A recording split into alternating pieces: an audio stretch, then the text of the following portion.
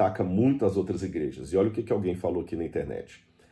As denominações são caídas, corruptas, possuídas por Satanás e abandonadas por Deus. E citam Ellen White. Aí ele cita Ellen White falando assim, ó, perdão, passou demais aqui. Vamos aqui.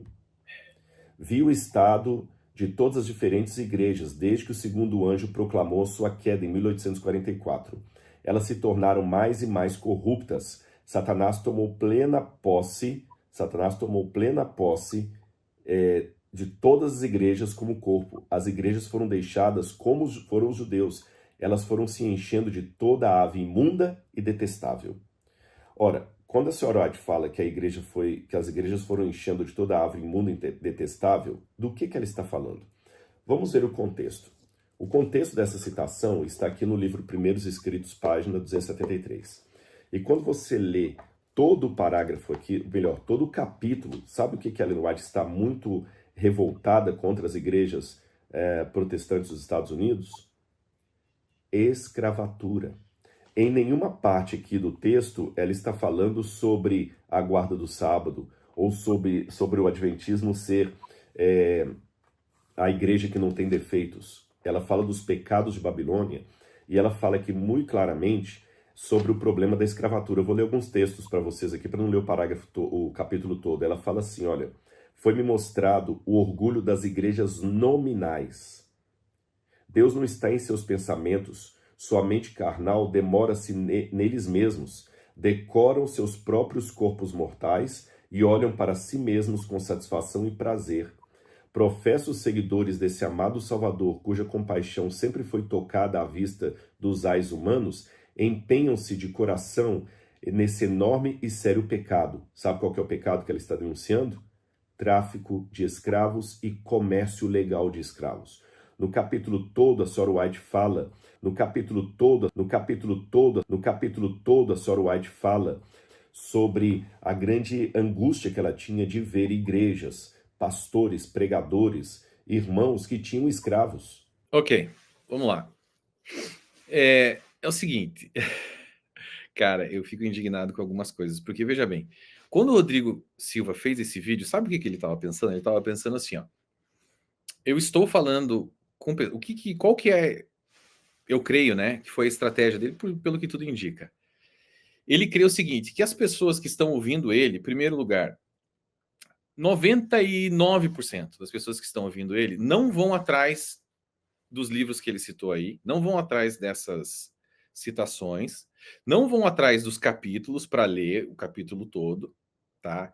Ele crê assim, olha, primeiro que, tá, vai, 80% que está assistindo ele tá com ele, não vai querer, tá? Falar, é isso aí mesmo, Rodrigo Silva. Ó, parabéns, show de bola. E morreu o assunto. Tá, desses 80%, eu diria que talvez o que uns 50% seja adventista, talvez. Muito bem. Acabou. Os outros 20% que não são adventistas e não estão com ele, estão assistindo esse vídeo por curiosidade, talvez falam, será que é aceita, será que não aceita? Ou os críticos, né, que estão vendo. Qual que é a porcentagem de pessoas que realmente é apologista, vai atrás, vai querer destrinchar esse negócio aí? Mínima. E o que ele está contando também é o seguinte, que os que forem atrás e vão ler o que ele está dizendo aí, e vão né, e tentam entender o contexto, tá? Esses caras, primeiro, eles vão ter que ter muitos anos de adventismo para entender tudo o que está acontecendo aí, tudo que ela está falando, e exatamente o que a igreja crê nesse sentido e tudo mais. Primeiro ponto. Esses são pouquíssimas as pessoas que têm essa base, tá? Segundo ponto, as pessoas que vão encontrar os problemas no que ele falou, e talvez, né, ele deve ter contado que talvez com uma meia dúzia, que vão encontrar e vão querer divulgar esse negócio aí, que é o que a gente está fazendo agora, essas pessoas não têm uma expressão tão significativa na internet que vão alcançar e vão prejudicar o que ele está. Não vão alcançar ele. Então, assim, para ele é um win-win, entendeu? Porque o cara tem 3 milhões de seguidores lá no YouTube, e eu com o Rodrigo, com o Wagner, juntando todo mundo aqui, temos uns 30 mil, né? Então a gente não tem o alcance, a gente não chega, é muito difícil para nós perfurarmos essa bolha adventista e adentrarmos no assunto de forma expressiva, Graças a Deus, André Valadão fez isso, né? Então a gente torce para que agora as pessoas busquem mais a fundo a tentar entender. Então, vamos lá, vamos destrinchar o que ele falou aí. Bom, primeira coisa, vocês vão ver que a partir de agora, esse texto que ele leu tá no livro Primeiros Escritos e ele vai usar muito esse livro aí, tá? Então é preciso que a gente entenda o contexto do livro Primeiros Escritos, tá bom? Porque poucas pessoas, até mesmo de anos dentro da Igreja Adventista, também não sabem direito o que está acontecendo ali, tá? Esse livro, ele foi escrito entre 1844 até 1850. Ele foi lançado em 1851. Mas ele fala, o que tem ali, ele fala de basicamente dos anos 1830, que foi ali o início da pregação de Guilherme Miller a respeito da volta de Jesus, até mais ou menos as coisas que aconteceram no final ali em 1849, por aí. Mas o que ela mais fala é sobre o que aconteceu no Grande Desapontamento, tá? Então, assim, primeira coisa é isso. Então, o que ela está falando, esse texto, tá? Ela está direcionando as igrejas nominais daquele tempo dela, que ela cria que estavam perdidas. Por quê? Porque tiravam sarro deles a respeito da volta de Jesus em 1844, porque ela foi isso. Eu vou ler o capítulo todo para vocês lerem, para vocês entenderem do que eu estou falando. Mas espera aí, estou explicando um pouquinho antes aqui. Então, que expulsaram, como a igreja metodista expulsou ela, tá? Ela tá se direcionando a essas igrejas por uma certa forma, uma vingança por esse pessoal ter zombado deles, pela questão da volta de Jesus que não aconteceu, né? Por ter expulsado ela, e agora por não aceitarem a questão do juízo investigativo, que para ela, nesse tempo, só iria durar 7 anos. Só iria durar 7 anos, porque Cristo estaria performando o juízo investigativo no céu por 7 anos. Que foi o que Joseph Bates disse, e ela acreditava nisso. E sabe no que mais ela acreditava? Na doutrina da porta fechada. Então, o que ela estava dizendo ali, basicamente, era para todas essas igrejas nominais, esse pessoal ali, é o seguinte, ó, a maioria está perdido. Quer dizer, quem não aceitou a segunda mensagem, porque o que eles diziam que eram as 3 mensagens angélicas desse período? A primeira mensagem angélica era a pregação da volta de Jesus entre 1830 e 1840, feito por Guilherme Miller. 1830 e 1840. A segunda mensagem angélica era sai dela, povo meu, no verão de 1844, para que o povo que estivesse fora ali do movimento millerita entrasse no movimento millerita e aceitasse a volta de Jesus para aquele período ali. Depois ela mudou a segunda mensagem angélica para o juízo investigativo, porque não deu certo. E a terceira mensagem angélica era a questão do sábado. Tá? Ela achava que o sábado ia ser o ponto ali, queria definir a questão para quem ia ser salvo ou não, entre os adventistas somente. O resto já estava perdido, tá? Então é importante que a gente entenda esse é o contexto. Tá? Agora eu vou ler o capítulo todo. Ele falou que o contexto é a escravatura. Só que o que ele fez? Ele pegou um dos textos que ela mete o pau nas igrejas nominais, o que são as igrejas nominais? Todas as igrejas que não são igreja adventista, tá? Que não faziam parte do movimento ali adventista. Então, todas essas igrejas são igrejas nominais. Então, ela pegou, nesse verso que ele pegou aí, ela escreveu no final do capítulo, ela fala sobre escravatura, porque algumas pessoas que faziam parte dessas igrejas nominais eram senhores de escravos. Só que ela só fala isso no final. Então, não é o contexto. Eu vou ler para vocês terem uma ideia. Olha só, a gente vai precisar ler o capítulo inteiro, que não é grande, tá? Mas é necessário para que vocês vejam e para que a gente possa, digamos assim, descortinar o que o nosso amigo está dizendo aí. Vamos lá. O capítulo chama assim, ó, Os Pecados de Babilônia, tá? Vi que, desde que o segundo anjo proclamou a queda das igrejas, ó, o segundo anjo proclamou a queda das igrejas, estas têm se tornado cada vez mais corruptas. Elas levam o nome de seguidoras de Cristo, mas é impossível distingui-las do mundo. Os ministros tiram os seus textos da palavra de Deus, mas pregam coisas aprazíveis. A isto o coração natural não faz objeção. É unicamente o espírito e poder da verdade e a salvação em Cristo que são odiados pelo coração carnal. Nada há no ministério popular que excite a ira de Satanás, que faça tremer o pecador, ou leve ao coração e à consciência as terríveis realidades de um juízo prestes a sobrevir. Homens ímpios ficam geralmente satisfeitos com uma forma de piedade sem verdadeira devoção e ajudarão a sustentar uma religião desse tipo. Disse o anjo: Nada menos que a completa armadura da justiça pode habilitar o homem a vencer os poderes das trevas e conservar a vitória sobre eles. Satanás tomou plena posse das igrejas como um corpo. Consideram-se os dizeres e as obras de homens em vez das claras, cortantes verdades da palavra de Deus. Até agora, cadê a escravidão aqui? Não fala nada de escravidão. Vamos continuar. O espírito e a amizade do mundo são inimizade com Deus. Quando a verdade, em sua simplicidade e força, como é em Jesus, é levada a dar frutos contra o espírito do mundo, desperta para logo o espírito de perseguição. Grande número de pessoas que professam ser cristãs não conhecem a Deus. O coração natural não foi mudado e a mente carnal conserva a inimizade com Deus. São servos fiéis de Satanás, embora hajam assumindo outro nome. Vi que, havendo Jesus deixado o lugar santo e entrado para dentro do véu, juízo investigativo, as igrejas têm se tornado esconderijos de toda espécie de ave imunda e detestável. Vi nas igrejas grande iniquidade e vileza. Contudo, seus membros professam ser cristãos. Sua profissão, suas orações e exortações constituem uma abominação aos olhos de Deus. Disse o anjo: Deus não se agradará de suas assembleias. Egoísmo, embuste e engano são por eles praticados sem reprovações da consciência, e sobre todos esses maus traços lançam o manto da religião. Até agora não fala nada de escravidão, gente. Pelo amor de Deus. Como que esse vai ser o contexto desse capítulo? Outra coisa importante, tá? Por que eu falei que a maioria dos adventistas não entendem esse texto aí? Vocês têm que entender o seguinte: na mente de Ellen White, ela estava falando para aquelas igrejas daquela época, mas ela cria que o mundo ia acabar em seguida, que Jesus ia voltar nesse período aí que eu estou falando, em 7 anos, ali até 1851, o mundo ia acabar, Jesus ia voltar e pronto, acabou. Só que o pessoal da igreja adventista de hoje, que não sabe disso, tá? A maioria não sabe, eles pegam esses textos aqui, eles sim pegam esses textos e eles transferem para os dias de hoje. Por quê? Porque como a coisa não aconteceu, Cristo não voltou, então eles ficam jogando para frente. Então, eles veem sim a igreja, os evangélicos, dessa forma aí.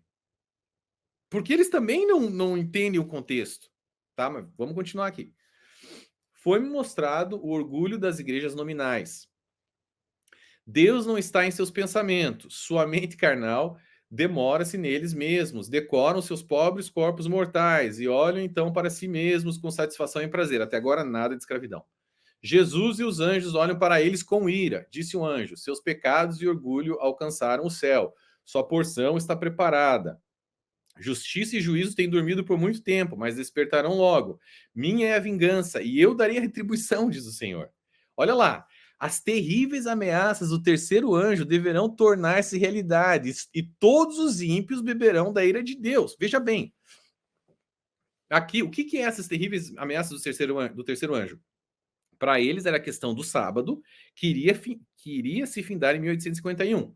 Porém, eles deram um spin, como o Rodrigo fez nesse negócio aí, só que um pouquinho diferente, eles deram um spin nesse negócio aqui e eles jogaram depois. A própria Ellen White jogou isso para o futuro. Quando ela viu que não aconteceu, ela mesma jogou: não, isso aí vai acontecer depois, tá?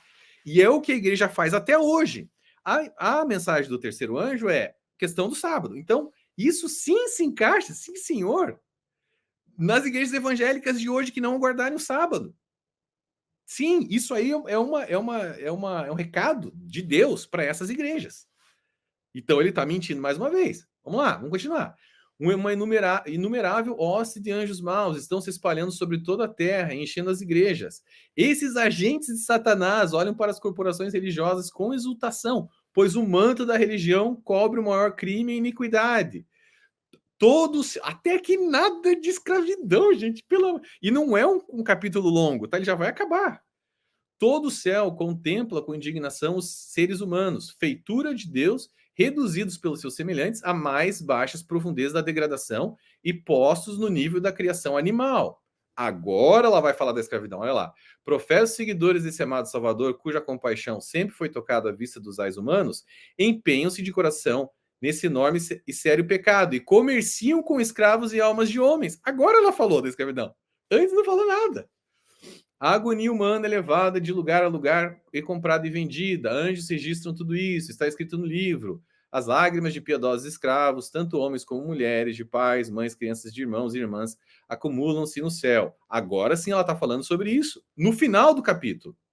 Olha lá, esses professos cristãos leem a respeito do sofrimento dos mártires, e lágrimas descem-lhes pelas faces, espantam-se de que homens pudessem tornar-se tão endurecidos a ponto de praticarem tais crueldades para com seus semelhantes. No entanto, os que pensam e falam assim estão ao mesmo tempo mantendo os seres humanos em escravidão. E isso não é tudo. Rompem laços familiares e oprimem cruelmente seus semelhantes, são capazes de infligir a mais desumana tortura com a mesma implacável crueldade manifestada pelos papistas e pagãos para com os seguidores de Cristo. Disse o anjo: haverá mais tolerância para com os pagãos e os papistas no dia da execução do juízo de Deus do que para com esses homens. Agora, olha que interessante. E isso foi mais um tiro no pé do Rodrigo Silva para quem for a fundo, né? E lê o capítulo todo. Olha o que ela diz agora, gente. Vi que o senhor de escravos terá de responder pelas almas de seus escravos, a quem ele tem conservado em ignorância. E os pecados dos escravos serão visitados sobre o Senhor. Aqui a gente tem um problema sério teológico, tá? Que é impossível que isso aconteça, que os pecados do escravo recaiam sobre o Senhor de escravos. Isso aí já é um problema sério, mas tá, a gente não vai entrar muito nisso agora. Vamos lá. Deus não pode levar para o céu o escravo que tem sido conservado em ignorância e degradação, nada sabendo de Deus ou da Bíblia, nada temendo senão o açoite do seu Senhor e conservando-se em posição mais baixa que a dos animais. Mas Deus faz por ele o melhor que um Deus compassivo pode fazer. Permite-lhe ser como se nunca tivesse existido. Nunca, ou seja, a gente não vai ser julgado de acordo com a nossa luz, segundo Ellen White. Esse pessoal aqui, que não tiveram culpa nenhuma de ter sido escravos, Deus vai tratar como se nunca tivesse existido. Olha o que ela ensina. Mas Deus faz por ele... Não, permite... Ao passo que o Senhor tem de enfrentar... Olha só, o Senhor de escravos. Olha o que ela diz.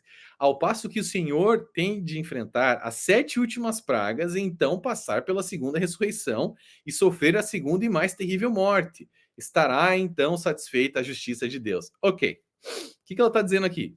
Que o senhor de escravos daquela época, das igrejas nominais daquela época, de 1845 a 1851, eles iriam passar pelas 7 últimas pragas do Apocalipse. Quem desse povo está vivo até hoje, gente? Nenhum deles. É mais uma falsa profecia dela. Tá aqui. Nesse capítulo que ele utilizou, tá? Como muita cachaça na cabeça, só pode, cara. Primeiros escritos, páginas 273, 276. Tá aqui, gente. Vão ler. Tá? Então, o que acontece? Em 6 de dezembro de 1865, o Congresso americano, o que ele fez? Ele implementou a emenda constitucional número 13 e aboliu a escravatura. Tá? A segunda iniciativa feita ali por Abraham Lincoln em 1863. Não existe mais escravatura aqui nos Estados Unidos. Não existe mais, tá? Então, isso não tem como acontecer, ok? Bom, então, assim, esse é um ponto muito importante. E, assim, um outro ponto importante é nós lermos outras passagens dela metendo pau nas igrejas nominais, além desse, que daí nesses ela não menciona nada de escravatura. Olha lá. Por exemplo, o que está em Primeiros Escritos de novo, página 261 e 262. Olha lá. Muitos olham com horror para a conduta dos judeus em rejeitar e crucificar a Cristo, e ao lerem a história dos vergonhosos maus tratos que lhe infligiram, pensam que o amam e não o teriam negado como fez Pedro, ou crucificado como fizeram os judeus. Mas Deus lê o coração de todos, tem posto à prova esse professado amor por Jesus. Todo o céu observou com mais profundo interesse a receptividade da mensagem do primeiro anjo, 1830 a 1840. Porém, muitos que professavam amar a Jesus e que derramaram lágrimas ao lerem a história da cruz, ridicularizavam as boas novas de sua vinda. Em vez de receber... é o pessoal que não cria na falsa profecia porque não podia marcar data. A gente já sabia que a Bíblia já dizia que não podia marcar data. Em vez de receber a mensagem com alegria, declararam ela ser um engano. Odiavam os que amavam o seu aparecimento e expulsaram-nos das igrejas. Tá vendo? Olha aí o sentimento, o rancor dela. Uhum. O rancor dela tá aí, ó. É porque ela foi expulsa, é porque tiravam sarro deles. Tá tudo aqui. Ela escreve isso, cara. Os que rejeitaram a primeira mensagem não podiam ser beneficiados pela segunda. Nem o foram pelo clamor da meia-noite. O clamor da meia-noite foi aquela parte final ali, a parte final anterior, né, ao 22 de outubro. O chorume ali do desapontamento, ali, o fim, né? Foi o clamor da meia-noite. Então, assim, eles creem que esse dia foi o clamor da meia-noite. que devia prepará-los para entrarem com Jesus pela fé no lugar santíssimo do santuário celestial. Entendeu? Então ela já mudou a segunda mensagem angélica agora para o juízo investigativo. E pela rejeição das duas primeiras mensagens, ficaram com o entendimento tão entenebrecido que não podiam ver qualquer luz na mensagem do terceiro anjo que mostra o caminho para o lugar santíssimo. Vi que assim como os judeus crucificaram a Jesus, as igrejas nominais haviam crucificado essas mensagens, e por isso não têm conhecimento do caminho para o Santíssimo e não podem ser beneficiadas pela intercessão de Jesus ali. Ok. E ela está transferindo, se ela transferiu para aquele tempo, obviamente, né, mais uma falsa profecia, não aconteceu até 1851, falsa profeta. Falsa profetisa. Agora, se ela está falando do pessoal de hoje, então nenhuma igreja agora que não seja adventista pode ser beneficiado pela intercessão de Cristo no lugar santíssimo. Vocês estão entendendo, gente? Exatamente. Você viu aqui? Olha lá. Como os judeus que ofereciam os seus inúteis sacrifícios, elas oferecem suas inúteis orações, dirigidas ao compartimento de onde Jesus já saiu. E Satanás, eufórico com engano, assume um caráter religioso e dirige a mente desses professos cristãos para si mesmos, operando com o seu poder, com seus sinais e prodígios de mentira, para retê-los em seu laço. Os evangelhos estão todos dentro do laço de Satanás, tá? Alguns ele engana de uma forma, outros de outra. Ele possui diferentes embustes, preparados para afetar diferentes mentalidades. Alguns olham com horror para um determinado engano, ao passo que prontamente aceitam outro. Alguns Satanás engana com o espiritismo. Aqui o espiritismo, gente, a imortalidade da alma para os evangélicos, para ela encarava como uma forma de espiritismo, tá? Apresenta-se também como um anjo de luz e espalha sua influência sobre a terra por meio de falsas reformas. Os reformadores, cara, da igreja, para ela foram falsas reformas. As igrejas ficam alvoroçadas e consideram que Deus está trabalhando maravilhosamente por meio delas, quando isso é obra de outro espírito. O excitamento morrerá e deixará o mundo e a igreja em pior condição do que antes. Olha lá, para finalizar. Vi que Deus tem filhos honestos entre os adventistas nominais e as igrejas caídas. E antes que as pragas sejam derramadas, ministros e povo serão chamados a sair dessas igrejas e alegremente receberão a verdade. Qual a verdade? A verdade adventista. Satanás sabe disto, e antes que o alto clamor da terceira mensagem angélica seja ouvido, ele suscitará um excitamento dessas corporações religiosas, a fim de que os que rejeitaram a verdade pensem que Deus está com eles. Ele espera enganar os honestos e levá-los a pensar que Deus ainda está trabalhando pelas igrejas, mas a luz brilhará, e todos os honestos deixarão as igrejas caídas e tomarão posição ao lado dos remanescentes. Olha, que maravilha. Primeiros escritos, página 261, 262.